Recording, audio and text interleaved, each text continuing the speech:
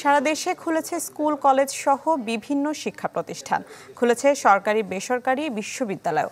শিক্ষার্থীদের পদচারণায় প্রাণ ফিরেছে ক্যাম্পাসগুলোতে। তবে রাজশাহী বিশ্ববিদ্যালয়ে উপাচার্য সহ প্রশাসনের ৭৫টি পদ শূন্য থাকায় চালু হয়নি শিক্ষা কার্যক্রম। বেগম রোকেয়া বিশ্ববিদ্যালয়ে প্রশাসনিক জটিলতা ও শিক্ষার্থীদের নানা দাবির কারণে শুরু হয়নি ক্লাস। দিনাজপুরের হাজী দানেশ বিজ্ঞান ও প্রযুক্তি বিশ্ববিদ্যালয়ে ৬০ থেকে ৭০% শিক্ষার্থীর উপস্থিতি ছিল। প্রশাসনবিহীন বাংলাদেশ কৃষি বিশ্ববিদ্যালয়ে শুরু হয়নি ক্লাস। আর খুলনা বিশ্ববিদ্যালয়ে ক্লাস শুরু হবে আগামী ২৫ আগস্ট।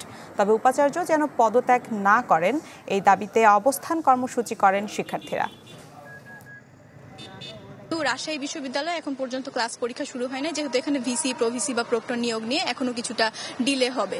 একটা সুস্থ ক্যাম্পাস আমরা চাই এবং এই ক্যাম্পাসটা যত দ্রুত সম্ভব স্থিতিশীল হোক। এতদিন পর ক্লাস হয়েছে, আশা করব সামনে ভালো মতো ক্লাস হবে।